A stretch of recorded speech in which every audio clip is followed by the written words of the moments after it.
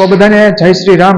તો આજે કોઈ ઇન્ટ્રો નહીં, બીકોઝ આજે 500 વર્ષ પછી જે અયોધ્યાની અંદર જે ભગવાન રામ શ્રી પધારવાના છે, તો આજે એવા પવિત્ર દિવસે એટલે કે આખા દેશની અંદર જે આનંદ અને ઉલ્લાસથી જે ભગવાન રામની જેમ કહેવાય કે અયોધ્યાની અંદર જે ધામધૂમથી પધારવાના છે, તો એના માટે લોકો ખૂબ જ આતુરતાથી તૈયારી કરી રહ્યા છે. અને આજે ફાઇનલી એ દિવસ આવી ગયો છે જે 500 વર્ષ પછી, 500 વર્ષના એમ કહેવાય ને તપ પછી જે ભગવાન જે રામ છે એ અયોધ્યા પધારવાના છે. તો આજે એવા રામ મંદિરના પ્રાણ પ્રતિષ્ઠા મહોત્સવ ઉપર અમારા ગામમાં પણ જે ભગવાન શ્રી રામ છે એમની ભવ્ય શોભાયાત્રા અને સાથે અયોધ્યા પ્રસાદનું ખૂબ જ મોટા પાયે આયોજન કરવામાં આવેલું છે. તો બી કન્ટિન્યુ રહેજો, આપણે શોભાયાત્રામાં જોડાશું અને પછી એમ કહેવાય કે પ્રસાદ લેશું. અને તમે બેક સાઈડમાં જોઈ શકો છો કે સુંદર મજાનું જે રામ ભગવાનનું મંદિર છે. તો ચાલો હવે આપણે દર્શન કરીએ.